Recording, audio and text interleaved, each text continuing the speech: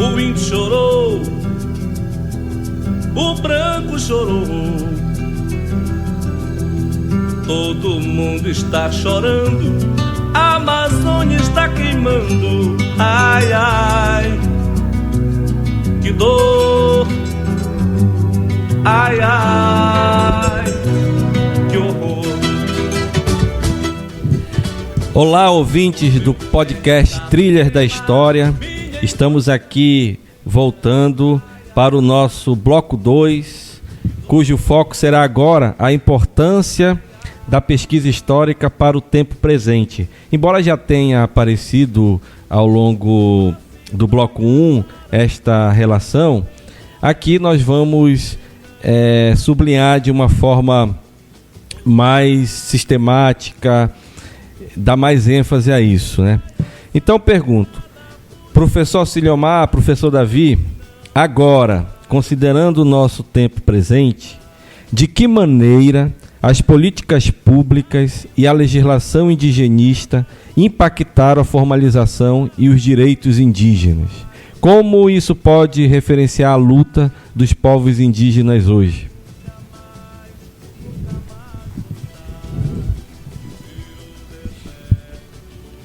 Bom, a gente observa, ao estudar o passado dos povos indígenas, o quanto que as políticas indigenistas elas tiveram essa intenção de integração dos povos indígenas, e aí num aspecto negativo mesmo de diluição das culturas, ou de uma tentativa de diluição das culturas, das tradições, né? Você pega ali, por exemplo, o SPI, a partir de 1910, com a ideia de transformar os povos indígenas em trabalhadores nacionais, né? Você tem um processo de fechamento das terras indígenas em pequenas glebas, ainda que reconhecendo o território, mas muito mais numa ideia de pacificação desses povos indígenas.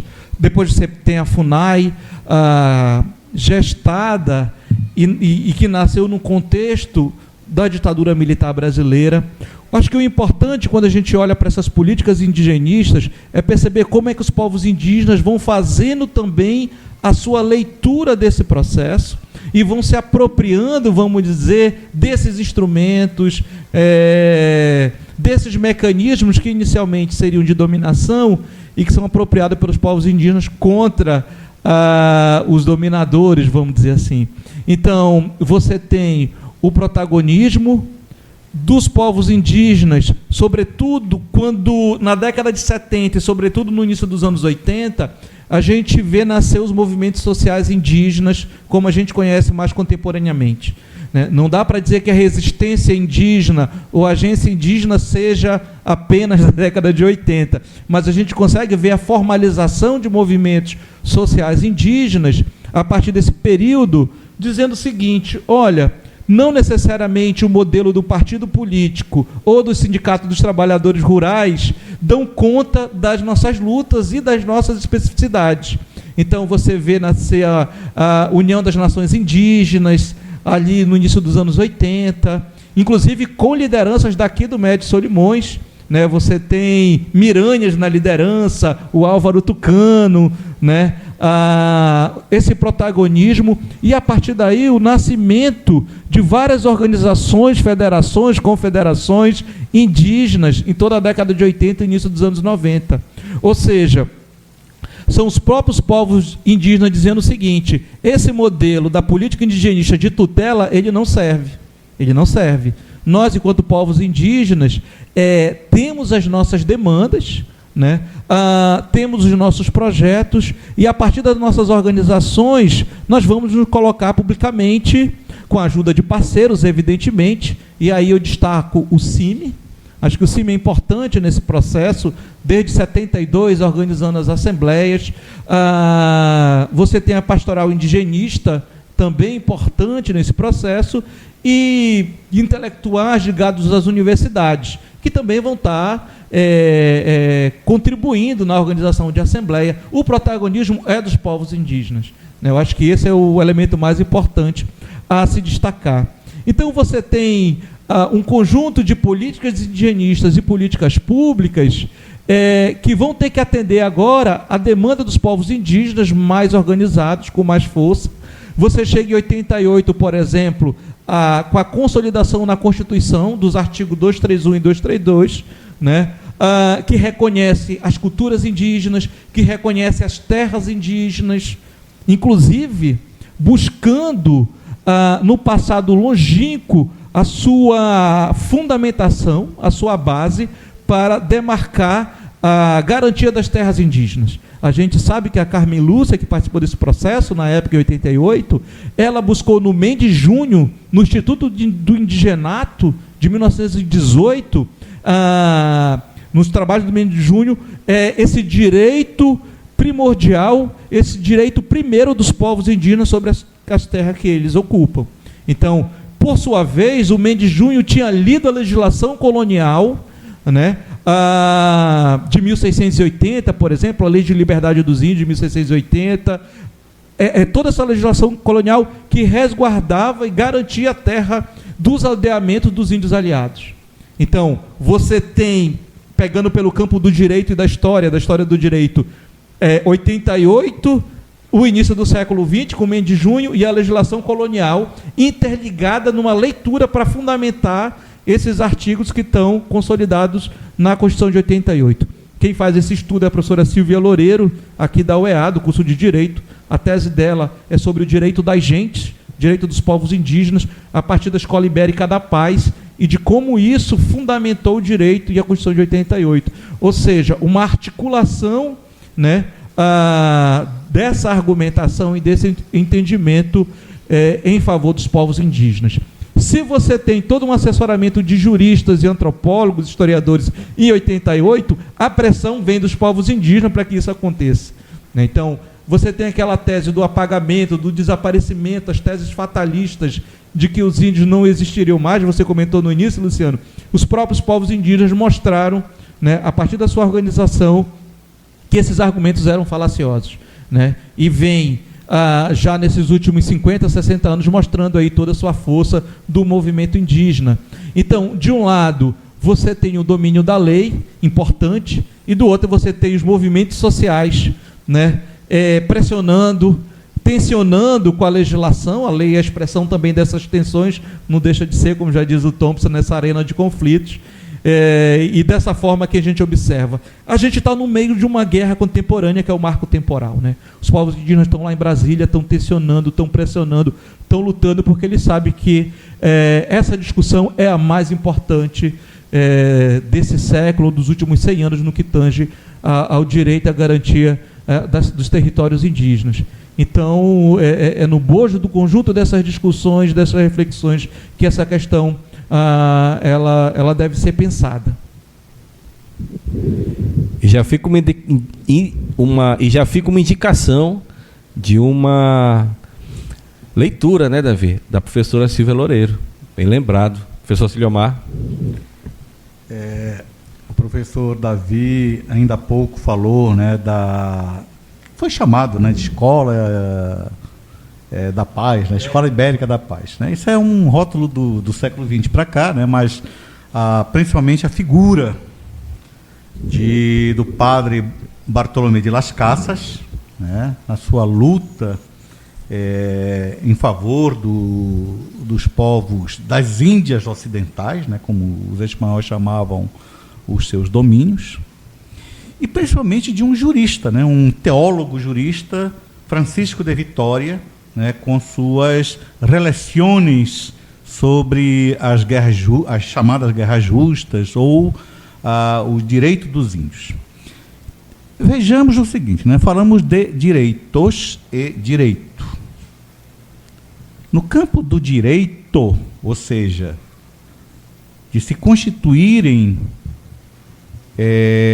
legislações a respeito dos índios, isso está praticamente desde o início da presença ocidental no Novo Mundo.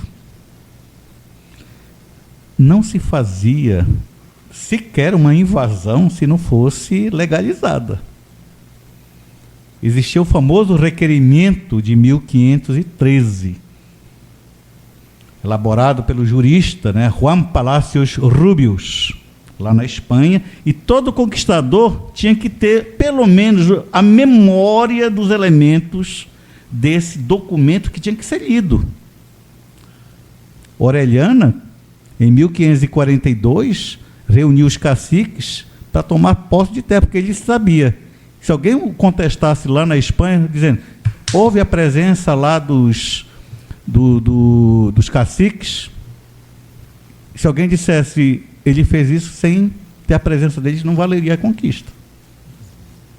Então, o direito, né, respondendo sobre essa nova relação entre humanos, entre povos, uns que dominavam e outros que eram dominados, ou numa relação de tensionada.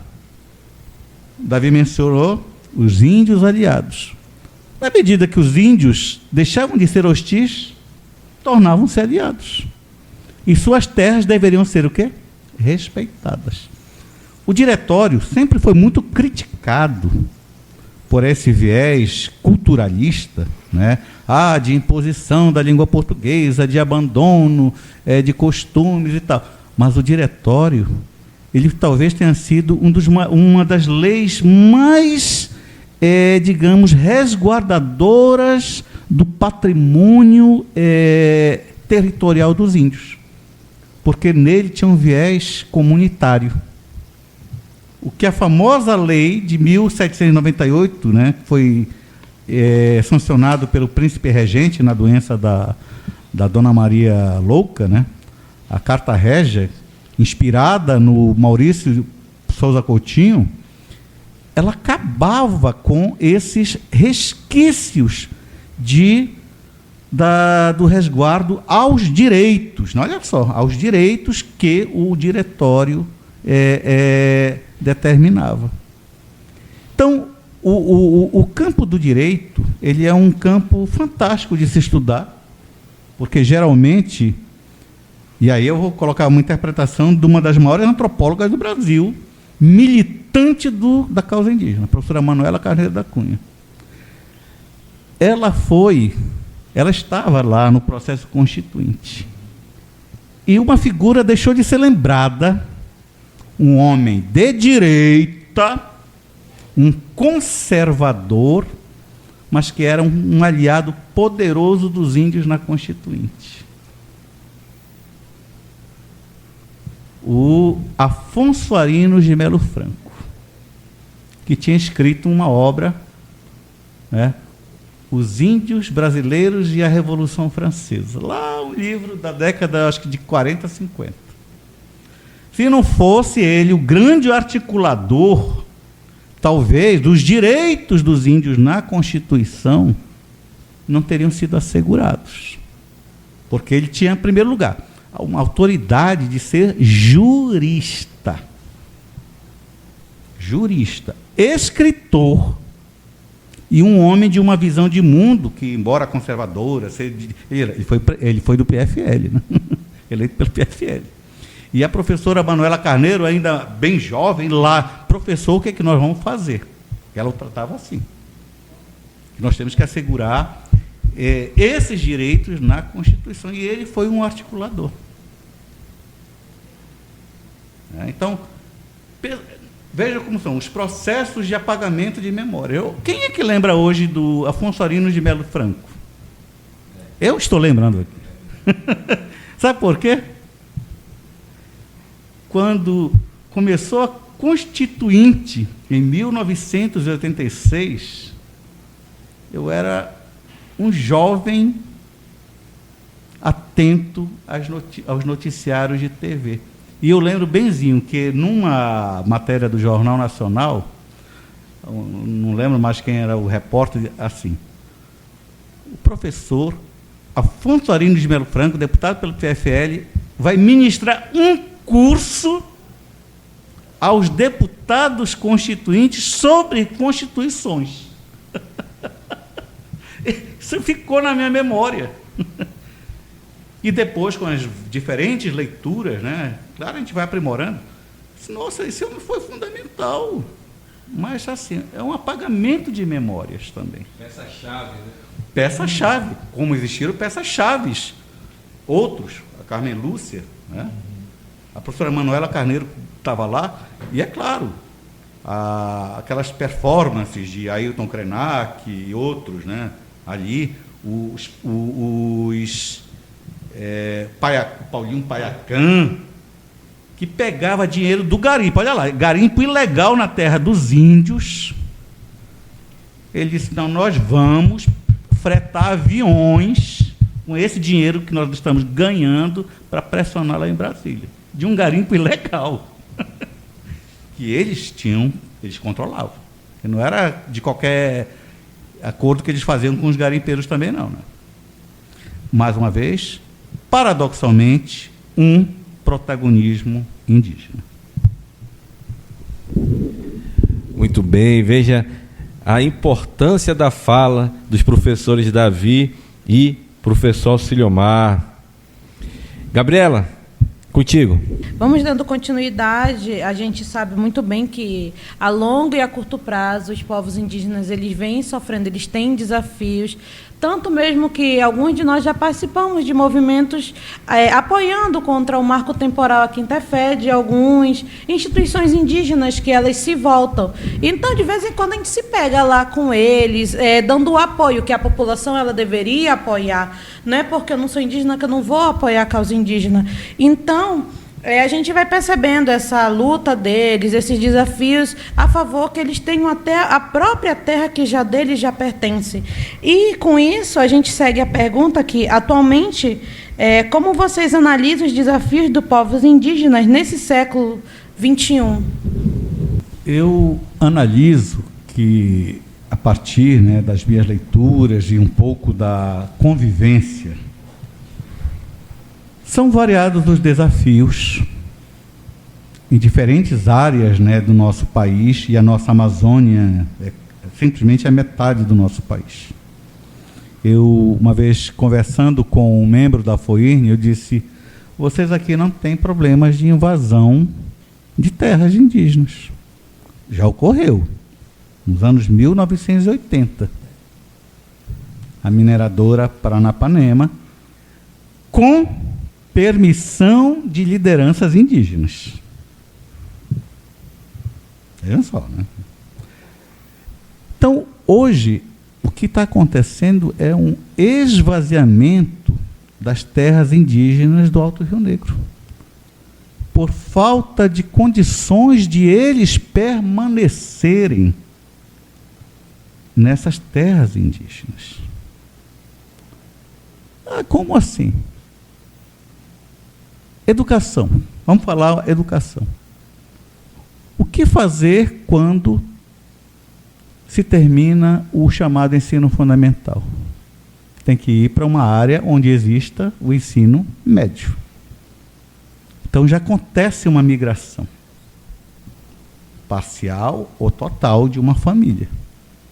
Terminou o ensino médio. Eu gostaria de ser aluno universitário. A primeira grande migração no Alto Rio Negro, isso é coisa de convivência, de experiência, é para São Gabriel, a cidade de São Gabriel da Cachoeira, onde existem as instituições de ensino superior. E, às vezes, aquele jovem, ele não retorna para a sua comunidade, que é um direito também dele não retornar, diga-se de passagem. Mas, neste não retorno, ele já vai deixar de contribuir com a sua comunidade de origem. Então, paulatinamente está acontecendo um esvaziamento demográfico. Ele é lento. Ele é que nem aquele vazamento de água, né?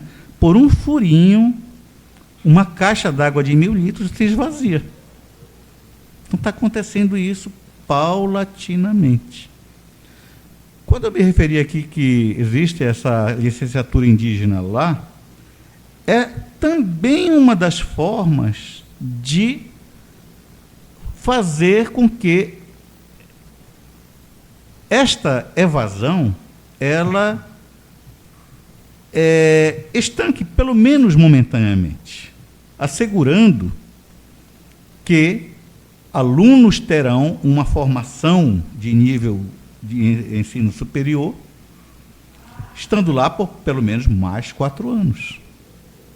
Quem tem família consolidada e um trabalho, não virá para Manaus, por exemplo, porque é uma migração paulatina. É de São Gabriel para Santa Isabel, de Santa Isabel para Barcelos, Barcelos, Novo Airão e, finalmente, o sonho de consumo urbano, Manaus.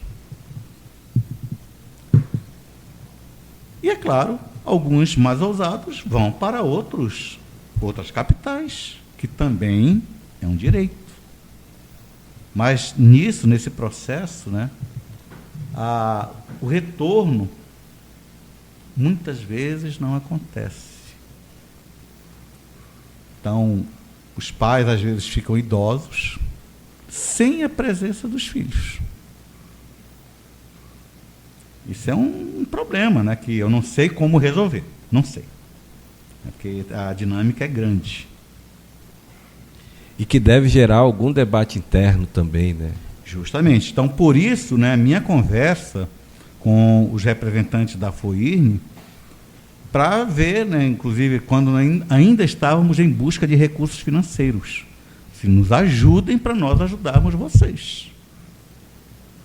Porque, não tendo isto, o que a gente pretende não vai acontecer. O que vocês pensam, isso aqui um dia vai, sei lá, imagina, exploradores de nióbio, como está acontecendo agora com essa empresa canadense para o potássio lá da região de Altazes, né? São grandes corporações poderosíssimas e tendo apoio no Brasil desses parlamentares que não pensam outra coisa a não ser tirar proveito, né, de um empreendimento como esse, é muito fácil. E existe, claro, uma sedução também, uma sedução financeira. Assim como ocorreu com a Paranapanema, na famosa Serra do Traíra, nos anos 1980. Por alguns anos, a Paranapanema ela foi praticamente dona da Serra do Traíra, por causa de lideranças lá dentro do Tucano. Hoje, essas lideranças, você até citou uma, não vou citar de novo, estão por aí espalhadas no Brasil. Não estão nem lá. Alguns nem retornaram porque se tornaram persona non grata. É assim que funciona, tem funcionado, né, infelizmente. Olha só, nosso podcast está tão bacana, tão rico, que estamos extrapolando o tempo, mas nada que a gente não possa extrapolar um pouquinho mais, né? Então, nós temos aqui uma última pergunta para fecharmos aqui o nosso episódio número 4, nosso episódio extraordinário, né, para aproveitarmos aqui os nossos convidados do evento que acontecerá daqui a pouco à noite, o 4º ciclo de debates sobre a história indígena no Médio Solimões, né, lutas, resistências e protagonismo, né. Então, a última pergunta é a seguinte: qual a importância da história indígena e do indigenismo hoje? Por que estudar, né, estas questões que estamos aqui falando, né? E qual a importância delas hoje, de uma forma mais sistemática, mais pontual? Bom, ainda fechando essa ideia das pautas indígenas, já para avançar, os movimentos sociais indígenas sempre colocam essa questão da terra, do território em primeiro lugar, a questão da educação e a questão da saúde. Então, são sempre 3 grandes pautas, tem outras, a questão econômica, vamos chamar assim, entre aspas, do etnodesenvolvimento, também entra como uma preocupação. Eu trago essa dimensão do conhecimento do passado brasileiro, do passado da Amazônia, a preocupação central em compreender as estratégias e a centralidade das políticas indígenas, vamos chamar assim, em que os povos indígenas apareçam como um protagonismo. Eu acho que isso é um movimento importante. Depois, nossos alunos da licenciatura, eles estarão em sala de aula, e aí a ideia é que um outro processo de compreensão desse passado seja trabalhado com os alunos, né, de forma a romper com essa visão que a Gabriela comentou no início. Então, a formação ela vem nesse sentido. Há uma outra questão que eu sempre converso com os alunos, o seguinte: nós que temos origens, né, dos nossos pais, avós e bisavós na região amazônica, possivelmente a gente tem um passado indígena que está escondido, que está apagado, que está silenciado.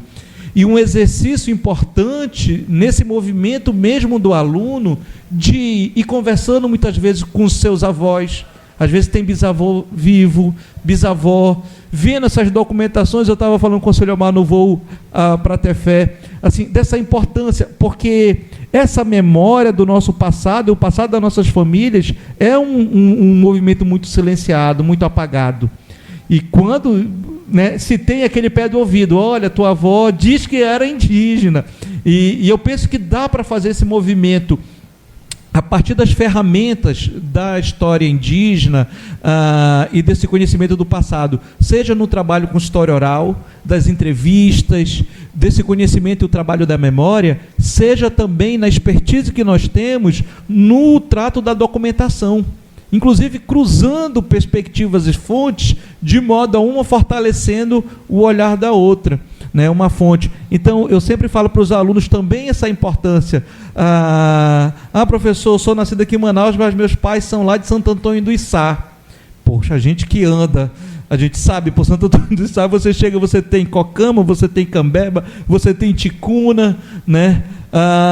São populações indígenas que estão nesses territórios. Então, a chance desse passado e de você recuperar essa memória indígena é grande. Inclusive como uma forma de lutar contra essa presença desse discurso colonialista, dessas classificações que transformaram, mas também foram apropriadas pelos povos indígenas, essa categoria, transformaram povos em caboclos, e caboclos em tapujos, depois caboclos. Quer dizer, você tem como, num trabalho pela memória, no diálogo com a área da história indígena, fazer esse movimento.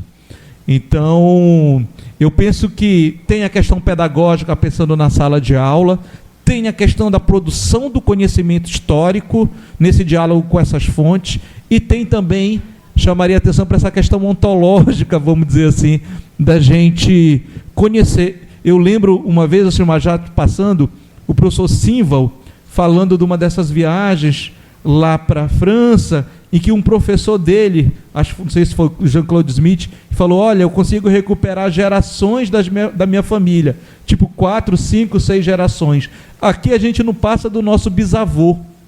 E eu acho que não passar do nosso avô, do nosso bisavô, é também um desses sintomas dessa violência colonial, essa pouca memória, né? A gente não conseguia avançar nesse sentido.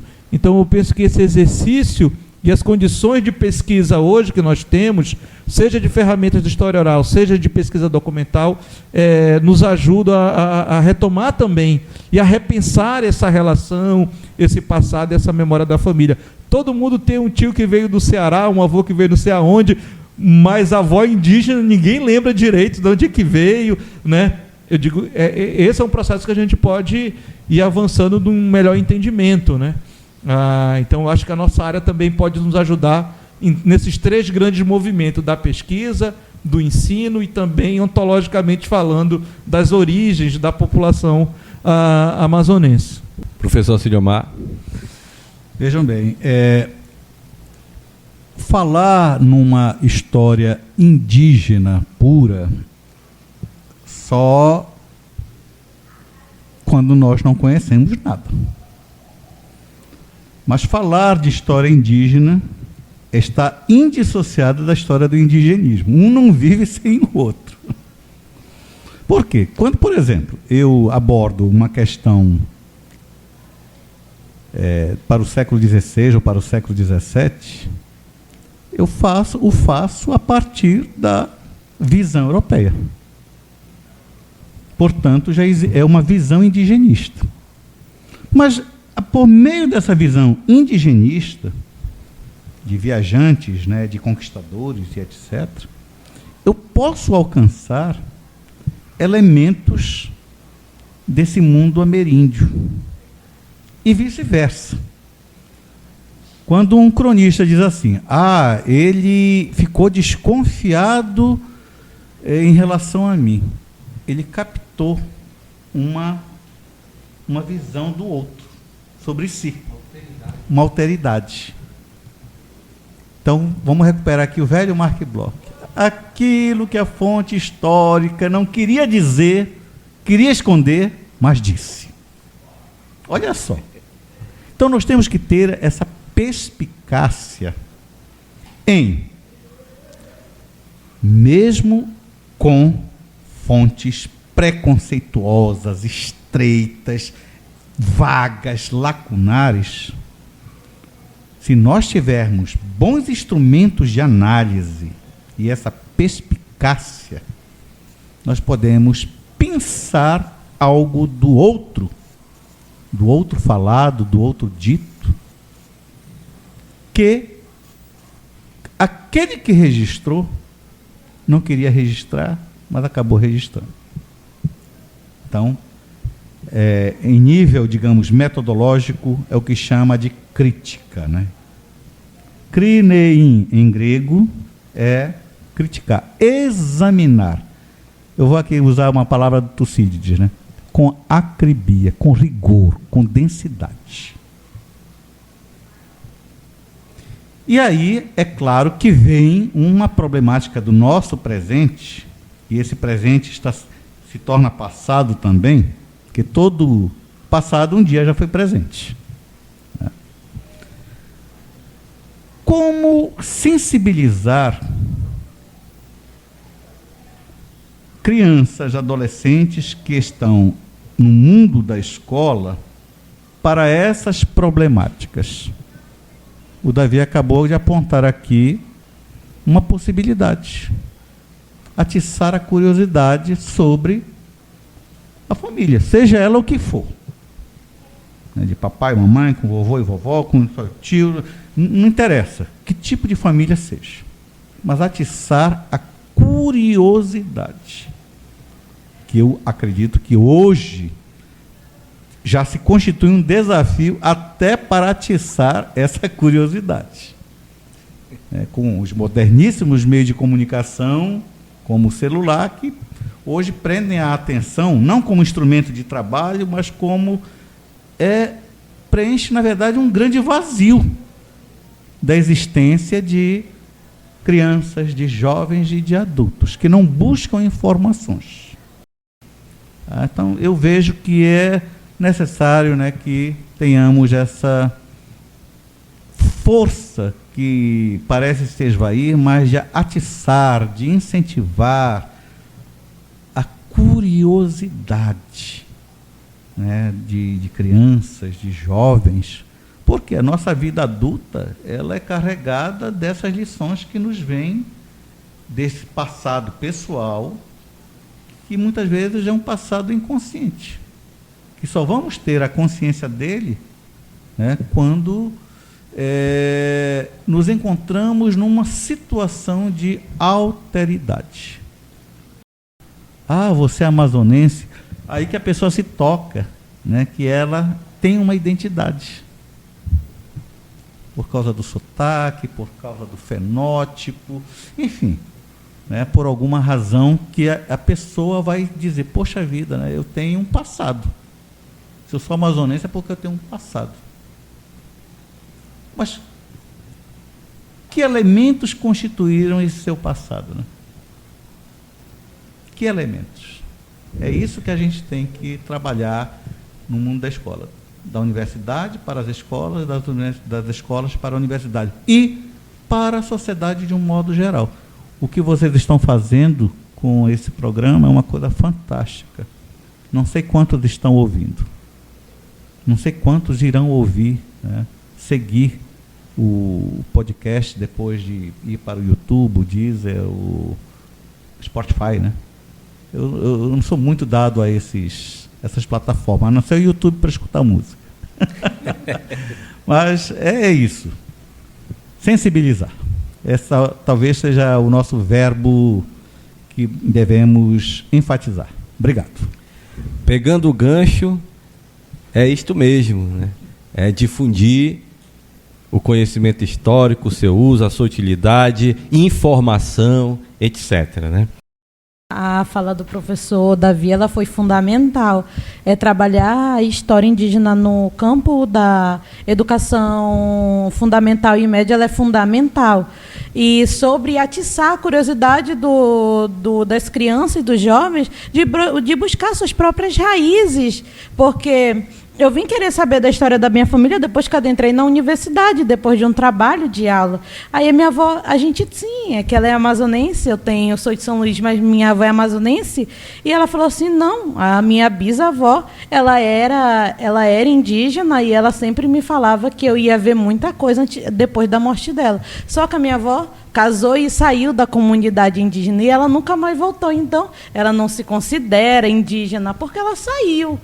Então, é esse atiçamento que a gente deve dar quando adentrar na sala de aula para aqueles que estão se formando como professores, de tentar usar métodos que atissem a curiosidade do aluno sobre a família, mas também sobre a história da nossa Amazônia. Teve uma pergunta para o professor Auxílio Amac, como o mesmo vê o artigo que ele escreve na revista do Museu Amazônico sobre o tema do uso da magia por clérigos na catequese indígena durante o período colonial. Abordei o tema em alguns textos. Por exemplo, no caso, o padre Samuel Fritz assumiu desavisadamente um papel que antes se atribuía a uma divindade dos Yurimágua. A divindade, né, dependendo da parte do texto, é chamado de Guaricana ou Guaricaia. Como é que ele tomou conhecimento disto? Certa noite, ele ouviu uns sons fortes de trombetas, né, de flautas. E, guiado pelo som, ele encontrou um grupo de Yurimáguas e o próprio cacique Mativa é quem comandava, né? Ele disse, mas você é aqui, né? Por que estão aqui? Porque nós estamos chamando Guaricana. E ele não vem. Chamamos e ele não vem mais. Mas por quê? Desde que o Senhor plantou a cruz na nossa comunidade, Guaricana foi espantado. E nós o chamamos e ele não vem. O padre Samuel Fritz, meu Deus do céu, o que aconteceu, né? Aí veio a curiosidade. Sim, mas qual era a forma desse Guaricana? Aí o Mativa disse, ora ele vinha em forma de gigante, ora de anão, ora em forma de bicho. E ele nos açoitava, né? Então, esses elementos nos remetem a uma prática, digamos, comuns a certas etnias, como as festas de Jurupari no Alto Rio Negro. E é interessante que, durante o ritual, eles tinham que se surrar, porque Guaricana surrava. Então, Guaricana era uma entidade, ao mesmo tempo, benfazeja e malfazeja. Ele não era nem bonzinho, nem malzinho, ele era os dois. Que, dependendo do contexto, ele agia de forma positiva ou negativa com os índios, segundo suas crenças. E, com o processo de catequese, o próprio Samuel Fritz, sem se perceber, como agente, ele foi assumindo as funções que Guaricana tinha na crença dos índios Yurimaga. Mas é complicado a gente trabalhar essa questão aqui para o mundo, né, das crenças dos índios amazônicos. Do passado, por exemplo, né, que eu tratei num texto específico, depois da tese para o livro, relacionando com o padre Samuel Fritz. Que o professor Antônio Porro já havia trabalhado essa questão sob a perspectiva do messianismo. Samuel Fritz sendo uma espécie de Messias, entre aspas, né, que traria uma mudança significativa. O que a gente pode, mais uma vez, né, minha experiência assim, maior de convivência com índios são do Rio Negro, e também alguns estudos históricos.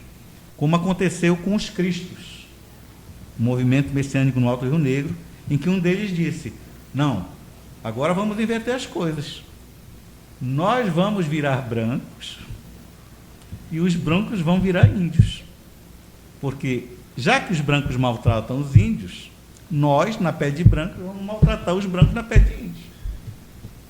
Então, o sentido da inversão, pelo menos num sistema, num conjunto, melhor dizendo, de crenças, que isso seria possível se realizar.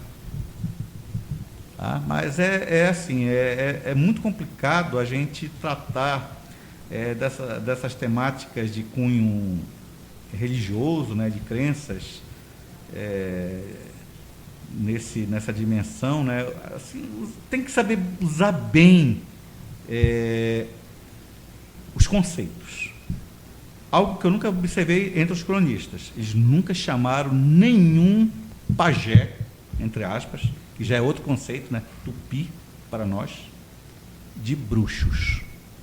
Brujos. Nenhum chama. Eles chamavam eticheiros. E eu fiquei intrigado, mas por que é essa diferença, né? Porque nunca chamaram. O eticheiro, o feiticeiro, era aquele que sofria as influências do demônio. Isso é Santo Tomás de Aquino. Chegou à modernidade. O bruxo, não. Ele tinha um pacto explícito com o demônio. Então, o feiticeiro, ele podia ser castigado, ele podia sofrer uma pena violenta, mas não a morte. O bruxo, sim. E nenhum cronista aplicou essa palavra tão negativa, né, do mundo da magia, da demonologia, aos pajés do mundo ameríndio.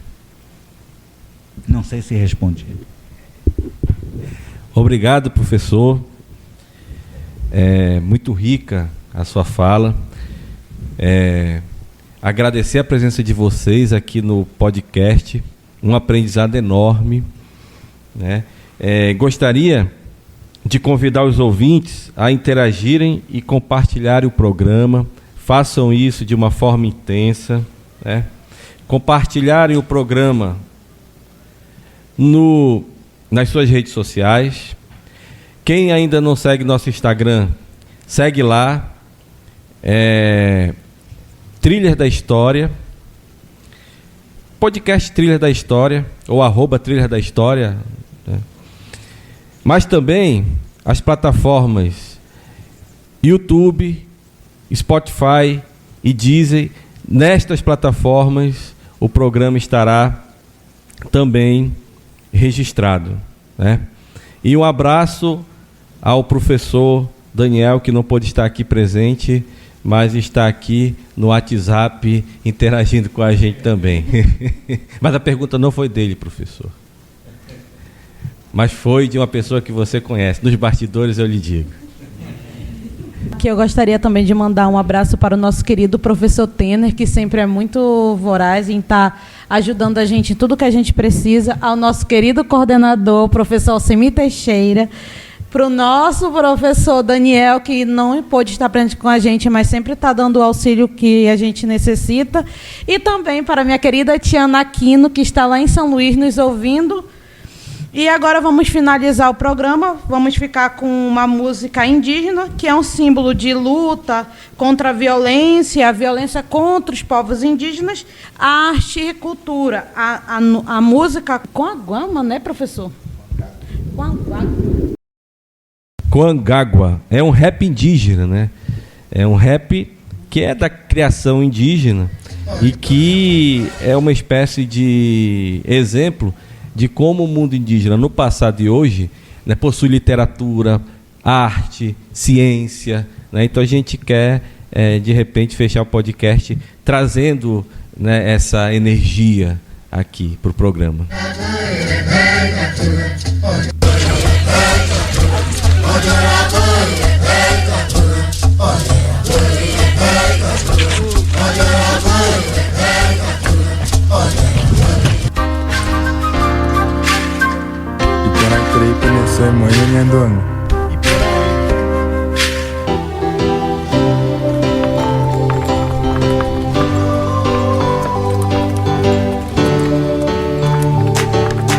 Rainha moite do Quaimba ewe correpe o marre a moite tenonde apuca pendere rende awere kotewe chini ia wamba oi shendiwe ani erra ete guanda e cosende chagua pura rei o pachagua aju a rechuca awa umbeuha awa com angagua Happy Oxuká, o P.A. Etegua, Coamombeuha, Aporereta, Orejaueguá, do Alequerepucá, Nhandejara, Orixá, o P.A. Tuixá, o Peru Piaha, Momburima, Aguatá, Jarra Quendeauá, Ara Orraçá, do Alequendere A, o Peixa, Jauá, Jecoporã, Nhandere Coporã, com Anga Jarrixá, Nhanerre, do Uiapá, Ara Orraçá.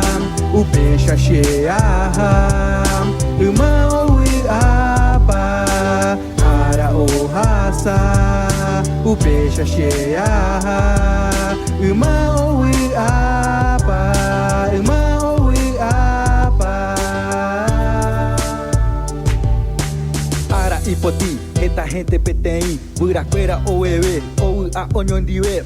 Mesmo um peixe auere, o me quente quasewe, e quasewe. Só que o perder, jornal PODE, o paixa ole, TV PODE, o paixa onye, oi coaque não i, e quai co onyomi, só que reta é oi, inhe ratão oi, do ale renhe embarei, o peixa iwa indere, recha indere quai, o mi rente doi quai, bom dia, boa tarde, doje eco apel ape, só que aguata, a rapa, rechuca, chembora, repa, joa, re, daja oi hanenda, indere quache, ai quaua, será para mumbe, utarenye, e combarei, anrenye enei.